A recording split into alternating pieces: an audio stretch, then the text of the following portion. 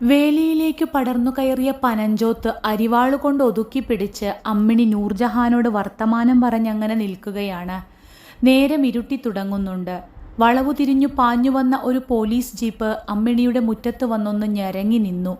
അമ്മേന്ന് ഉള്ളിൽ നിന്ന് വന്ന നിലവിളി അമർത്തിപ്പിടിച്ച് അമ്മിണി അങ്ങോട്ടേക്ക് ഓടി. ചെക്കനെയും ഒക്കത്തിരുത്തി പുറം തിരിഞ്ഞു നിന്ന് ചോറ് വാരിക്കൊടുക്കുന്ന രമേശന്റെ അരികിലേക്ക് ലാത്തി കക്ഷത്തിലൊതുക്കി പിടിച്ച ഒരു പോലീസുകാരൻ നടന്നു ചെന്ന് എന്തൊക്കെയോ അന്വേഷിച്ചു.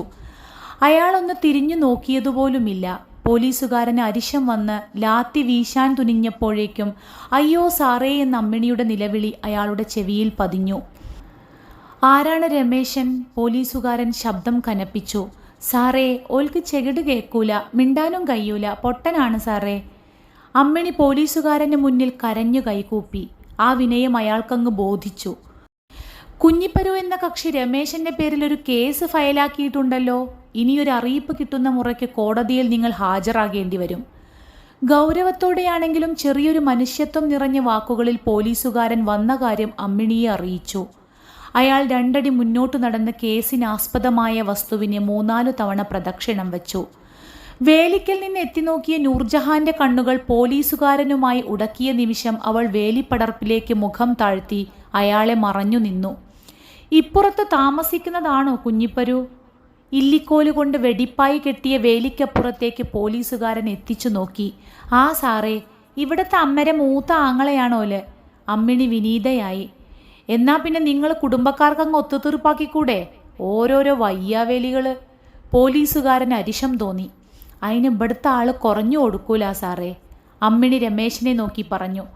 ഒക്കത്തിരുന്ന കുഞ്ഞിനെ താഴെ നിർത്തി ആരെയും ശ്രദ്ധിക്കാതെ അയാൾ വീടിനുള്ളിലേക്ക് കയറിപ്പോയി. മാറത്തേക്കൊരു തോർത്ത് വലിച്ചിട്ട് കുഞ്ഞിപ്പരുവിൻ്റെ പത്നി വേലിക്കൽ നിന്ന് എത്തി നോക്കി. പൊന്നു സാറേ, ഇങ്ങക്ക് കേക്കണോ? പുള്ളോൾക്ക് തൂറാനിരിക്കാൻ കൂടി കയ്യൂലാന്ന് ഇവിടെ. അതിൻ്റെ മച്ചില് വീണാലും പോരെ. അവൾ പരിഭവത്തോടെ മൂക്ക് ചീറ്റി തുടച്ചു. തികഞ്ഞ ഗൗരവത്തോടെ 1-2 തവണ കൂടി പ്രദക്ഷിണം വെച്ച് പോലീസുകാരൻ തെങ്ങിൻ്റെ മണ്ടയിലേക്കൊന്ന് നോക്കി. കായ്ഫലമൊന്നുമില്ലല്ലോ, പിന്നെ എന്തിനു നിർത്തിയിരിക്കണ്? അമ്മിണി രമേശൻ പോയ വഴിയെ നോക്കി പോലീസുകാരനോട് അങ്ങേര് സമ്മതിക്കില്ലെന്ന് ഗോഷ്ടി കാണിച്ചു. എന്നാ കേസ് നടത്തെന്നും പറഞ്ഞ് പോലീസുകാരൻ ജീപ്പിൽ കയറി. വണ്ടി കണ്ണിൽ നിന്ന് മറയുവോളം അമ്മിണി അവിടെ തന്നെ നോക്കി നിന്നു. ഉറങ്ങാൻ നേരം പല രീതിയിലും ആംഗ്യം കാണിച്ച കാര്യത്തിന്റെ ഗൗരവം അയാളെ പറഞ്ഞൊന്ന് മനസ്സിലാക്കിക്കുവാൻ അവൾ പഠിച്ച പണി 18 നോക്കി. തല തല്ലി കരഞ്ഞു. ഫലമുണ്ടായില്ല. അനങ്ങാപ്പാറയായി നിന്നതേയുള്ളൂ അയാൾ. നേരം പരപരാ വെളുത്തു വരുന്നേയുള്ളൂ. അമ്മിണിയെ അന്വേഷിച്ച് മുറ്റത്തൊരു സ്കൂട്ടി വന്നു നിന്നു. വെളുക്കെ ചിരിച്ച് ചുരിദാർ ധരിച്ച ഒരു സ്ത്രീരത്നം. ഇരുനിറമാണെങ്കിലും നല്ല മുഖശ്രീയുണ്ട്. ലേശം തടിയുള്ളത് ചുരിദാറിനുള്ളിൽ അവിടവിടെ മുഴച്ചു നിൽക്കുന്നു. മൂത്ത ചെറുക്കനുള്ള തേങ്ങാ സംബന്ധി അരച്ചെടുക്കുകയാണ് അമ്മിണി. അമ്മിണിയല്ലേ? സ്ഥിരം പരിചയക്കാരെ പോലെ സ്ത്രീ ചോദിച്ചു. അരപ്പ് വാങ്ങിവെച്ച അമ്മയിൽ വെള്ളവും ഒഴിച്ച് അമ്മിണി മുറ്റത്തേക്ക് ഇറങ്ങിച്ചെന്നു. ഈ വരുന്ന ബുധനല്ലേ കോടതിയിലേക്ക് വിളിപ്പിച്ചത്? നമുക്ക് കുറഞ്ഞ തുകയ്ക്ക് ഇതങ്ങ് ഒതുക്കി തീർക്കാൻ നോക്കാം. 2-3 സിറ്റിങ്ങേ വേണ്ടി വരൂ. LIC ലതേച്ചിയെ പോലെ നിർത്താതെ സംസാരിക്കുന്ന സ്ത്രീയെ അമ്മിണി അമ്പരപ്പോടെ നോക്കി നിന്നു. ആളെ അമ്മിണിക്ക് അങ്ങ് മനസ്സിലായില്ലെന്ന് കണ്ടിട്ടാകണം മൂപ്പത്തി പതിഞ്ഞ സ്വരത്തിൽ അമ്മിണിയോട് ചോദിച്ചു. ഈ കേസ് ഞാൻ എടുത്തോട്ടെ? ഞാൻ നമ്മുടെ വടക്കേലെ വേലായുധേട്ടൻ്റെ മോളാണ്, ഷാരി വക്കീല്. ഇപ്പോഴാണ് അമ്മിണിക്ക് സംഗതി പിടികിട്ടിയത്. തോളിലിട്ട തോർത്തുകൊണ്ട് മൂക്ക് ചീറ്റി തുടച്ച അമ്മിണി വിങ്ങിപ്പൊട്ടി. ഇക്കാലം വരെ ഒരാൾക്കും ഞാനൊരു ദോഷവും വരുത്തിയിട്ടില്ല. എനിക്ക് ഈ ഗതി വന്നല്ലോ. ഇങ്ങക്കൊന്ന് കേൾക്കണോ ശാരിയെ? ഈ മനുഷ്യൻ ഇവിടത്തെ അമ്മ പോയെന്ന് നിർത്തിയതാ പണിക്ക് പോക്ക്. കണ്ട പെരോളിലൊക്കെ പാത്രം മൂറിയിട്ടാണ് ഇവിടത്തെ അടുപ്പ് പുകയ്ക്കണ്. കേസിനും കൂട്ടത്തിനൊക്കെ പോകാൻ കഴിയോ എനിക്ക്? അമ്മിണി മൂക്ക് തുടച്ച് ചുവപ്പിച്ചു. സംഗതി അമളിയായെന്ന് കണ്ട് ഷാരി വക്കീല് പതുക്കെ സ്ഥലം വിട്ടു. നാത്തൂനോട് വിവരങ്ങൾ പറഞ്ഞാൽ ഒത്തുതീർപ്പാക്കാലോ എന്ന് നൂർജഹാനാണ് അമ്മിണിയോട് പറഞ്ഞത്. അമ്മ മരിച്ചാൽ പിന്നെ ചേച്ചി ഒരാളെ മാത്രമേ രമേശൻ ഈ ഭൂമിയിൽ അനുസരിക്കാറുള്ളൂ. വിവരങ്ങൾ അറിഞ്ഞ പാടെ ചേച്ചി പാഞ്ഞെത്തി. അമ്മിണിയുടെ പരാതിയും പരിവട്ടവും കണ്ടപ്പോൾ രമേശനെ നയത്തിലൊന്ന് പറഞ്ഞ് സമ്മതിപ്പിക്കാമെന്ന് ചേച്ചി സമ്മതിച്ചു. അമ്മിണി കൊണ്ടുവച്ച ചായക്കടി കയ്യിൽ വാരിയെടുത്ത് ചേച്ചി വേലിക്കലേക്ക് നടന്നു. ചേച്ചിയെ കണ്ടതും ഉമ്മറത്തിരുന്ന് അരി ചേറുകയായിരുന്ന മാമി എണീറ്റ് അകത്തേക്ക് ഒറ്റപ്പോക്ക്. ചേച്ചിക്കത് തീരെ രസിച്ചില്ല. നിലം ചവിട്ടിക്കുത്തി ചേച്ചി പുരയ്ക്കകത്തേക്കൊരു വരവായിരുന്നു. ഇൻ്റെ ആങ്ങളെ പൊട്ടനാന്ന് ചെന്തും കാട്ടാനാരും കാക്കണ്ട. മുണ്ടാനും കേൾക്കാനും പറ്റാത്തവൻ്റെ പേരിക്ക് കേസ് കൊടുക്കുമ്പോൾ ഇന്നോടൊന്ന് ചോദിക്കണ്ടേ മാമൻ? ചായപ്പിൽ തൂക്കിയിട്ട ഷാള് വലിച്ചെടുത്ത് ചേച്ചി അവിടെ നിന്ന് ഇറങ്ങിപ്പോയി. അമ്മിണി ഇരുന്ന് തേങ്ങി. രമേശൻ അവളെ കൊഞ്ഞനം കുത്തിക്കൊണ്ട് തല്ലാനോങ്ങി വന്നു.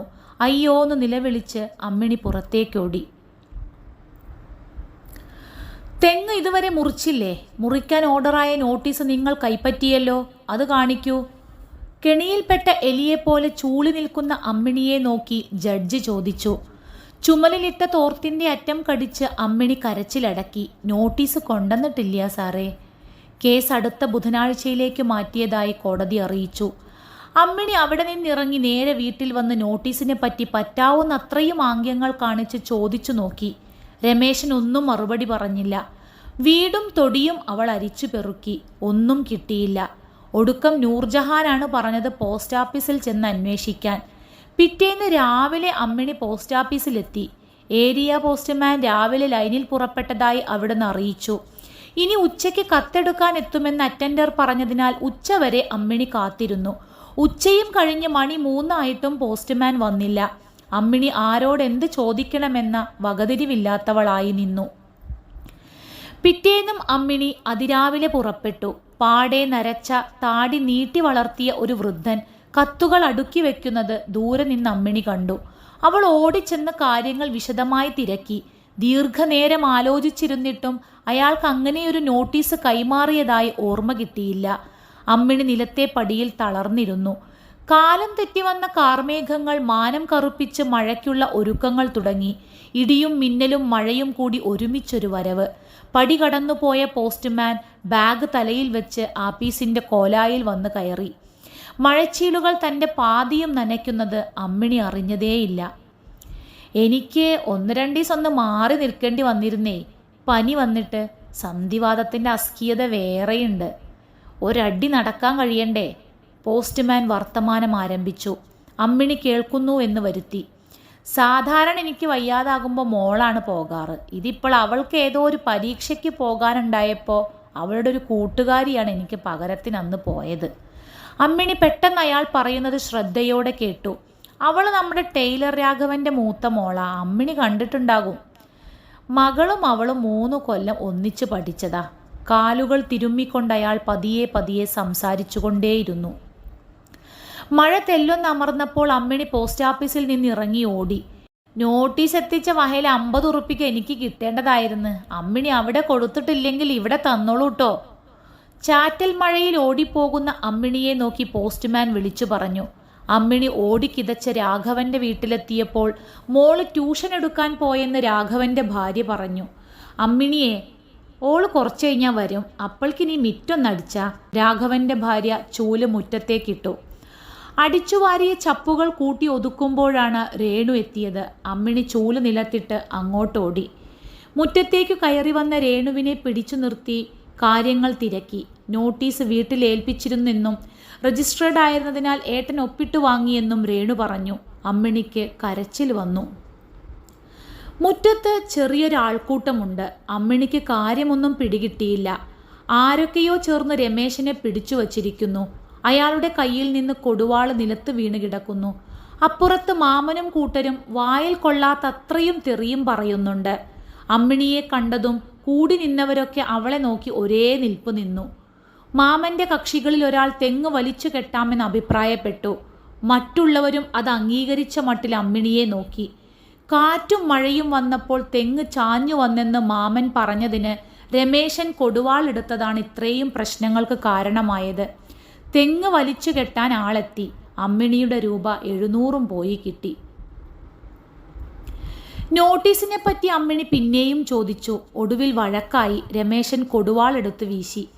അമ്മിണി നിലവിളിച്ചുകൊണ്ട് പുറത്തേക്കോടി. കൂരിരുട്ടിനെ ഭേദിച്ച് ആകാശത്തു നിന്ന് മിന്നൽ വെളിച്ചമെറിഞ്ഞു. അമ്മിണി തെങ്ങിനെ ചുറ്റിപ്പിടിച്ച് തേങ്ങിക്കരഞ്ഞു. കാറ്റു വീശി തുടങ്ങി. മഴത്തുള്ളികൾ അമ്മിണിയുടെ കണ്ണീരിനെ തുടച്ചു. മഴയ്ക്ക് ശക്തി കൂടി. അമ്മിണി തെങ്ങിനെ ചുറ്റിപ്പിടിച്ചൊരേ നിൽപ്പ് നിന്നു. മിന്നൽ ഇടിവാളായി മാറി. കുഞ്ഞിപ്പരിവിന്റെ തൊടിയിൽ 4 തെങ്ങ് ഒരേ നിരയിൽ നിന്ന് കത്തി. ആളുകളും ബഹളങ്ങളും കരച്ചിലും മഴയ്ക്കൊപ്പം കിടപിടിച്ചു.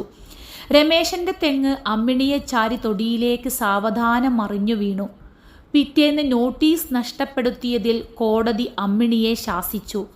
തെങ്ങ് സ്വതവേ വീണതാണെന്നും നാശനഷ്ടങ്ങളൊന്നും തന്നെ വരുത്തിയിട്ടില്ലെന്നും പരാതിക്കാർ പരാതികൾ പിൻവലിച്ചുവെന്നും കോടതിയെ ബോധിപ്പിക്കാൻ അടുത്ത ബുധനാഴ്ചയ്ക്ക് വിധി മാറ്റിവച്ചതായി കോടതി അറിയിപ്പ് നൽകി.